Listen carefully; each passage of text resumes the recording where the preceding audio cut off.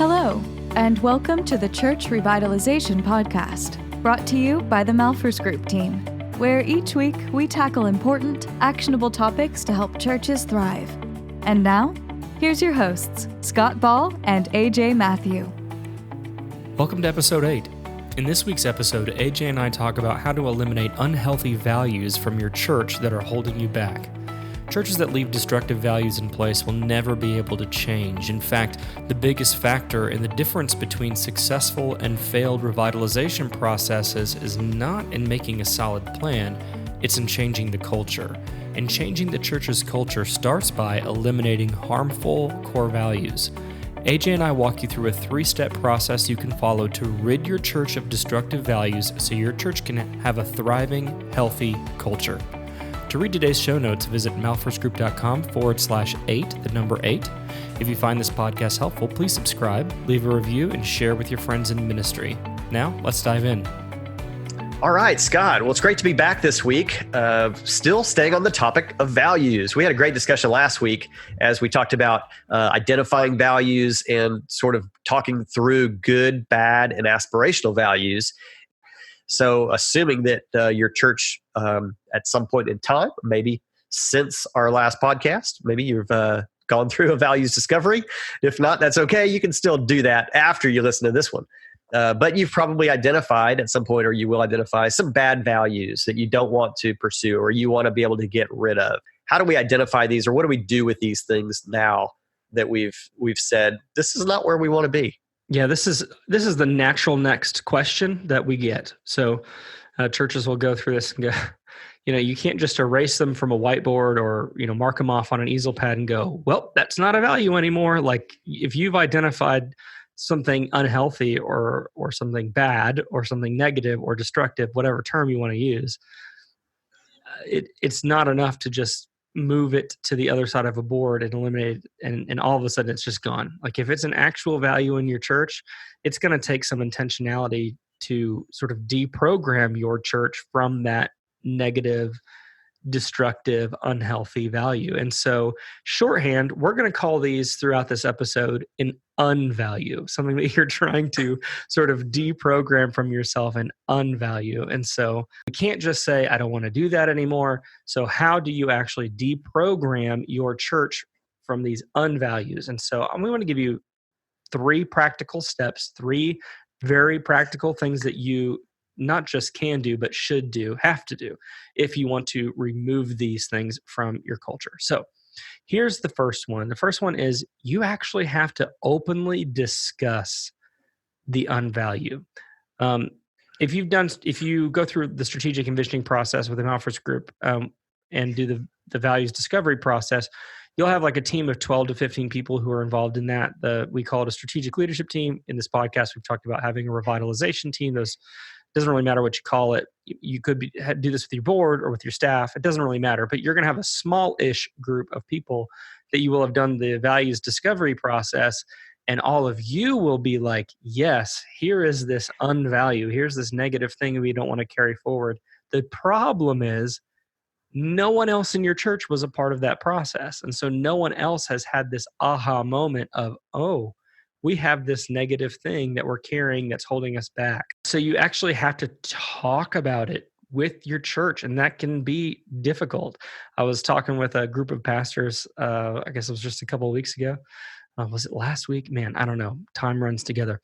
And I was talking about how this is a part of the process of sort of deprogramming from bad values. And they said, yeah, and you'll lose your job the next Sunday. And we all had a good laugh about it. But is this not some truth? Hopefully no one would lose their job over it. But there's definitely some vulnerability, right, AJ? And when you start going, hey, here's this thing about our church culture that's sick. You are inviting a little bit of criticism. You definitely are. People don't like to hear that. Has been my experience. Yeah. People don't want to hear, hey, here's something about our culture that's not good, and you're part of the problem. That's right. Yeah, but that doesn't change the fact that it is still unhealthy, and it does have to be discussed, and we have to put our leadership pants on and do what we should be doing to lead a healthy church, and we have to ask our people to be mature But also to have meaningful discussions and to hear people again. Hey, let's talk about this. These are instinctual things. They're felt things. They're emotional things, and you can't just dismiss people's emotions with a couple logical sentences, like you said last week, Scott. So when this discussion happens, it goes quickly to an emotional level, and maybe that would even be helpful to say at the beginning. This likely will turn into an emotional discussion, and we have to do our best to manage our emotions and to try to bring the conversation continually back to a point of logic so that we can have a meaningful discussion and understand the points of merit. Yeah. So practically speaking, here's how you do this. The easiest way is really to do a sermon series connected to whatever that unvalue is. So we're going to use as an example for an unvalue in this episode, a church that values the status quo or loving the status quo. That's something that maybe a lot of you listening might be able to relate to and go, oh yeah, that's my church.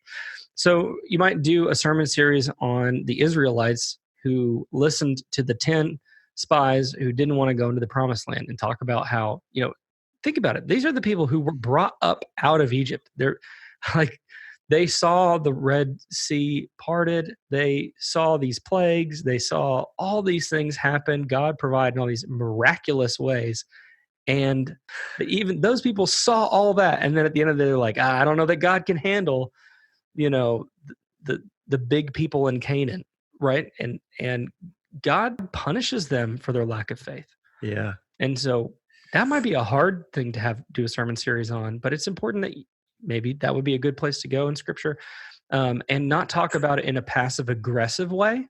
Like, here are these Israelites. We don't want to be like them, do you? Like, be more concrete. Be like, we have some of these tendencies ourselves.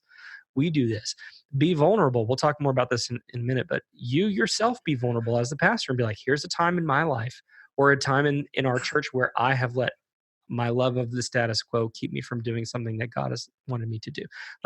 So again, the point here is you have to talk about it openly with the whole congregation so that everyone sees and agrees that this is a problem. Yeah. Yeah. I mean, goodness gracious, an entire generation of people were not able to enter the promised land because of their distrust of God. Could that be happening in churches that we see today? I mean, it would have to make you stop and think, wow, is God waiting a generation, before change is allowed to happen because of their resistance? So this is a serious topic. We're talking about serious things. We're talking about real things and the things that God's trying to do. So it needs to be talked about. I'm always one to do that. To make sure that we really get down to the seriousness of what we're doing. I mean, it's not a joke. No, it's not. And we can't just put things off and cast them aside, pretend like it's not important. It is. So number one is openly discuss the unvalue with the whole church. AJ, what's the second thing? Second thing that we need to do? Second thing is to call out the unvalue in meetings. So we're talking about in our smaller assemblies here, board level, whatever your church calls it or whatever its function is, elders, deacons, the board, whatever it is. But these things have got to be brought up. We've got to keep looking at these things. We said last week when we first started on our values topic to make sure that any aspirational values we have stay in front of the board so that we're constantly, as we're making decisions, we're looking ahead to where we want to be. Same thing goes for our unvalues or bad or unhealthy values. We've got to keep those in front of us because it's easy to fall back. The Israelites said, maybe we could just even go back to Egypt. Yeah. They had already forgotten about what Egypt was like. Yeah. So your church could easily fall back onto, what should be an unvalue. Mm-hmm. So keep it in front of your leadership in every single meeting. Right. Really, seriously, every meeting. Yeah, you know what? I'm honestly having this thought, like, this is not in the notes here, AJ, but off script for the pre-production notes here. But I don't know. I've never thought about, like, what if Moses, like, prior to sending the spies in, we had just like reset the expectations from the beginning. Here's the purpose of the spy visit: is not to come back and tell us that we're not going to do it. You know what I mean? Like if he had Yeah. set the expectations and the tone, like, here's why Sure. we're doing this. We're going in to scout out what we're taking first. What city is going down first? And in your meetings, it's really important to talk about those unvalues at the beginning of meetings and just kind of reminding, in the aspirational ones too. But this is who we are. This is our identity. So that don't wait until you're like in the middle of a heated debate about something to then slap down the unvalued and be like, that's the status quo. We're not doing that anymore. Like that's not when you should bring it up. Bring it up at the beginning, set the tone for the meeting before the discussion happens so that everyone's on the same page and going, yeah, this is who we are. This is who we're not going to be anymore. This is where we're going, and set that tone. You as the leader, you set the tone in the meetings. So be intentional about that at the beginning of meetings and don't wait halfway through. I give kind of a concrete example of how this would play out in the article. Encourage you to check that out online. I won't go into that and take all the time, but just bring it up at the beginning of a meeting and don't wait till you're in the heat of a moment, because that will actually feel like, I don't know, feel like a Jesus juke kind of thing. Like, oh, pulling out the core values on us, huh? Like set that tone at the beginning. Yeah.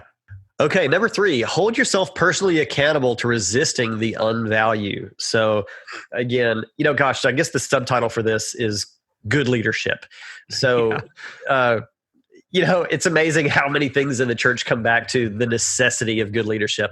Good leadership, I mean, it is good leadership, but it's like, it's a commitment to the hard things in leadership. Like there's a lot of things about good leadership that people want to do. Like you want to be an effective communicator. You want to be a good preacher. You want to be an inspirational person or whatever. The other parts of good leadership that are tough that no one wants to do is like leading yourself in hard things, having hard conversations, being willing to embrace, a healthy conflict. Like these are leadership things too, but they're the ones that no one wants to do.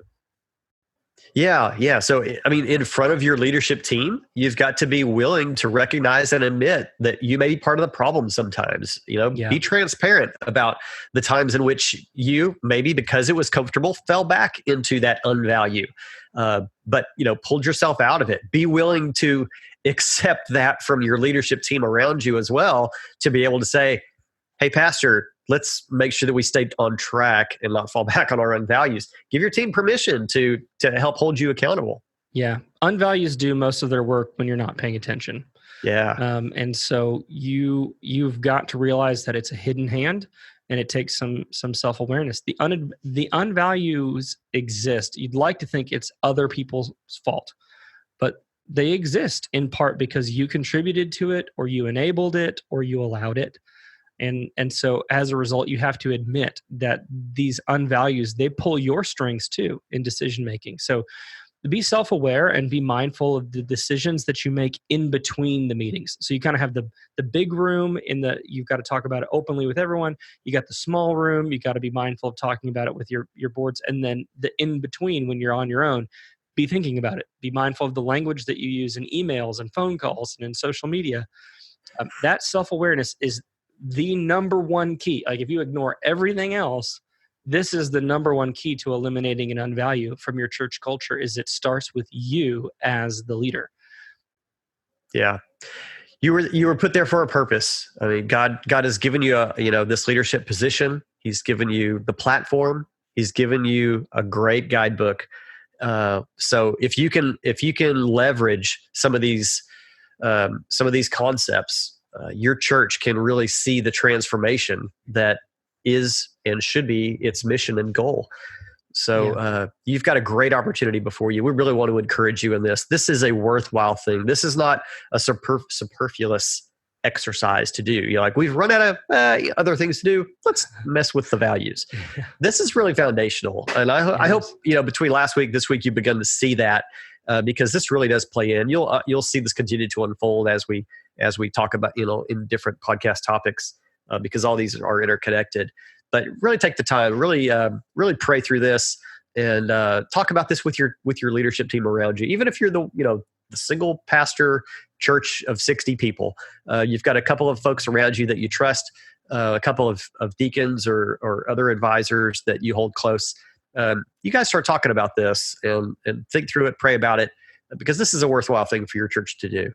Yeah, I know it sounds like a lot of work to eliminate one of these unvalues from your church culture, and it is a lot of work, but it will go away eventually. Your church can change, you can change, but it's not going to happen fast, and it's not going to happen on accident. It's going to happen slowly and by being self-aware and having that intentionality. But here is the fun part.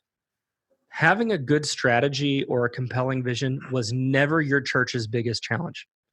Changing your church's culture is your biggest challenge. And if you can begin to target those unvalues alongside building in those aspirational ones and reinforcing the good ones, but if you can begin to target those unvalues and eliminate them from your church culture and walk in those good, those healthy, those biblical values, your church will experience radical transformation. Successful revitalization is not fast. It's marked by doing the right things for a long time. And this is no more evident and necessary than in the process of eliminating unvalues from your church culture and walking in those good, healthy biblical values. So thank you guys so much for listening to today's podcast. We'd love it if you would share this and comment and subscribe. It means a lot to us. For the accompanying article that we've kind of been hinting at throughout the episode, you can visit malfirstgroup.com/8, the number 8, malfirstgroup.com/8, and you can find that article there. We love and appreciate you guys and can't wait to talk to you next week. Thanks.